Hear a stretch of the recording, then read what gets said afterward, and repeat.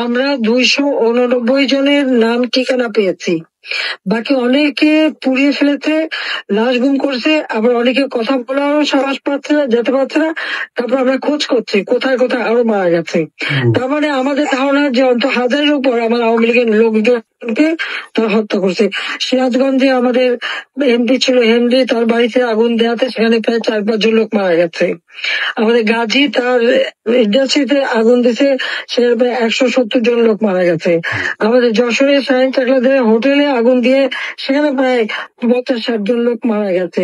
তাহলে এভাবে কত লোক তারা হত্যা করছে শুধুমাত্র ক্ষমতা লোভে। এই লোকটা এইভাবে তার ম্যাটিকুলাসলি ডিজাইন করা অর্থাৎ সুপরিকল্পিত একটা প্ল্যান করে এই হত্যাকাণ্ড ঘটিয়ে সে সংবিধান লঙ্ঘন করে অবৈধভাবে ক্ষমতায় বসে আছে। এখন উনি নাকি আমাদের বিচার করবেন। আপা একটা প্রশ্ন করতে পারি আপা? এটা অপরাধী, সে নিজেই খুনি। ইউনূস নিজে খুনি, তার সমন্বয়করা খুনি। আপা 7 তারিখে আমার বাড়িতে আমাকে ফোন দিছে আমার বাড়ি পোড়ানোর জন্য। সবার সাথে কথা বলেন না আপা, বলেন প্লিজ প্লিজ আপা, বলেন আপা। আমি যে কথাগুলি বলি রাখো, তোমার রেকর্ড করে রাখো, তোমার প্রচার করো, আমার আপত্তি নেই। জি দাদা, জি আপা, পারমিশন দিচ্ছি। জি আপা, থ্যাংক ইউ ডিজাইন করে সে মানুষ হত্যা করে মানুষের লাশের উপর পা দিয়ে সংবিধান লঙ্ঘন করে অবৈধভাবে তারা ক্ষমতা আসছে।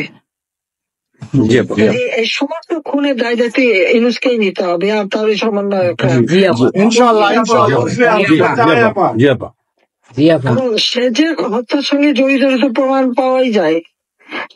সে যত জঙ্গিদেরকে ছেড়ে দিল, হলি আর্টিজানের মতো ঘটনা ঘটলো, তাকে 21 আগস্ট গ্রেনেড হামলায় আসামি তাকে এবং অন্য যত জঙ্গি ছিল সবাইকে সে মুক্তি দিয়ে দিয়েছে। কারণ এই জঙ্গিদের সাথে তার একটা যুক্ত ছিল, তার একটা সংযোগ ছিল। কাজে বাংলাদেশটাকে সে একটা জঙ্গির দেশ হিসেবে পরিণত করতেছে। আজকে সাধারণ মানুষের অবস্থাটা কি দেখো, সাধারণ মানুষ আজকে খেতে পায় না, পড়তে পায় না, আমি সব কি আসছে। মানুষ তো এখন বলে যে আগের সরকারই ভালো ছিল, শেখ হাসিনার সরকারই ভালো ছিল। জি আপা, 97,000 কোটি টাকার বাজেট, কয়লা কেনা, এলএনজি কেনা, ডিজেল পেট্রোল কেনা, খাবার সবকিছু ব্যবস্থা করা, সারের জন্য সার কেনার সব ব্যবস্থা করে আসছে। যে এলএনজি আমার সময় যখন বাজারে 10 টাকা, আমরা সেটা 9.93 দামে কিনলাম। সেই 9 টাকা 9 পয়েন্টের যেটা কিনা সে 14 তোমার 5 একটা, আর 14.65 এই দামে কিনলো। ডাবল দামে সে কিনতে গেল কিসের জন্য? এখন তো বাজারের দাম আরো কমছে। শেয়ার মার্কেটে টাকা উধাও, ব্যাংকে টাকা নাই, ব্যাংকের টাকা উধাও, গেল কোথায়? আমেরিকা। 20 লক্ষ মেট্রিক টন খাদ্য আমি রেখে আসছি। 1 কোটি পরিবারের জন্য টিসিবির কার্ড দিছি, মাত্র 30 টাকা কেজিতে তারা চাল কিনতে পারবে এবং ডাল, তেল, গম কিনতে পারবে। সেই ব্যবস্থা আমরা করে আসতাম সস্তায়। 43 লক্ষ মানুষকে বাদ দিছে সেখান থেকে। কেন বাদ দিল? আওয়ামী লীগের সরকার করছে। বাদ দিতে আওয়ামী লীগের। তার মানে তুমি আরেকটা চেষ্টা করো, 43 লক্ষ আওয়ামী লীগ পেল, তখন তো 1 কোটি ছিল, বাকি তো অন্য দলের। আওয়ামী লীগ তো দল দেখে নাই, আওয়ামী লীগ দেখছে যারাই আবেদন করছে তাদেরই দিয়েছে, সে যে দলমত নির্বিশেষে সবার জন্য। আওয়ামী লীগ মানুষের জন্য করে, এটা আওয়ামী লীগ সরকার করছে এর জন্য। আজকে ছাত্রদেরকে সেটা বিভ্রান্ত করছে। এখন সাধারণ ছাত্রছাত্রী যারা এই বিভ্রান্ত এই খুনিদের সাথে যুক্ত, আমি তাদেরকে বলবো তাদেরকে আবেদন করছিলাম, বুঝতে পারছেন না যে কি হচ্ছে, আপনাদের বাচ্চাদের আসতে দিন। তারা দিচ্ছে বাচ্চাদের আসতে।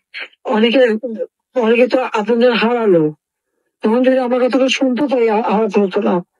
তা আজকে তারা নিশ্চয় উপলব্ধি করতে পারছে।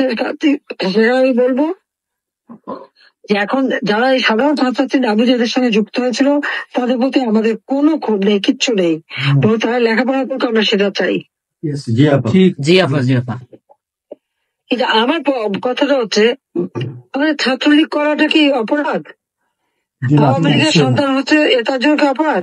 তাদের পরীক্ষা দিতে দেবে না, ভাইবা দিতে দেবে না, ইউনিভার্সিটিতে যেতে দেবে না, স্কুলে যেতে দেবে না, কলেজে যেতে দেবে না। What is this? আর এই ছেলে পেলেদেরকে কিভাবে বেয়াদব বানিয়েছে? স্কুলের প্রিন্সিপাল, টিচার তাদেরকে তার জুতোর মালা পরায়, গাছের সাথে বাঁধে, তাদেরকে দিয়ে রিজাইন করায়। লাঠি সোটা নিয়ে জীবন, আমি জানি পৃথিবীতে কোনো দেশে এই ঘটনা ঘটছে কিনা। চিফ জাস্টিস, তার বাড়ি হামলা, চিফ জাস্টিসের হামলা। যাদের আত্মসম্মান বোধ আছে তারা থাকে না, উনি সাথে সাথে রিজাইন করে দিছে। এবং কতজন মানে জজ তাদেরকে এজলাসে ঢুকতে দেবে না, তাদের রিজাইন করার জন্য চাপ দিছে। রিজাইন করে না থেকে তাদেরকে কোনো কোর্ট দিতে না, তাদেরকে বাতিল করে দিয়েছে। ইলেকশন কমিশনকে বাতিল, আমাদের মানবাধিকার কমিশনকে বাতিল, আমাদের পাবলিক সার্ভিস কমিশন বাতিল। সবই বাতিল করেছে। চাকরি দিতে পারছে না, চাকরি দিতে পারছে না, পাবলিক সার্ভিস কমিশন অচল করে দিয়েছে। এই ছেলেপেলেরা যাবে কোথায়? আজকে তারা কাজ করার সুযোগ নাই, একের পর এক ইন্ডাস্ট্রি বন্ধ, আগুন দিয়ে পুড়িয়ে দিয়েছে ইন্ডাস্ট্রি অথবা বন্ধ করে দিচ্ছে। ব্যবসায়ীরা টাকা আনতে পারে না, যারা খাবার আমদানি করতে তাদের এক্সপোর্ট দিচ্ছে না, বিদেশে যেতে দিচ্ছে তাদেরকে হ্যারাস করা হচ্ছে। মানে এদের অত্যাচারে সারা দেশ জর্জরিত। এদের কৃষক, শ্রমিক, কত শ্রমিক বেকার হয়ে গেছে। শ্রমিক আন্দোলন করছে, সাথে সাথে গুলি করে দুজনকে মেরে ফেললো গার্মেন্টস শ্রমিক। এবার চাকরির বয়স নিয়ে আন্দোলন করে যমুনার সামনে যাওয়ার সাথে গুলি করলে একজন মারা গেল, তাদেরকে পিঠে তাদেরকে উঠাই দিল। ওই 7ই জুলাই থেকে এই ছাত্ররা যখন আন্দোলন করে 14 জুলাই পর্যন্ত, এই অগ্নিসন্ত্রাস এগুলি না হওয়া পর্যন্ত কারো গায়ে একটা টোকাও পড়েনি।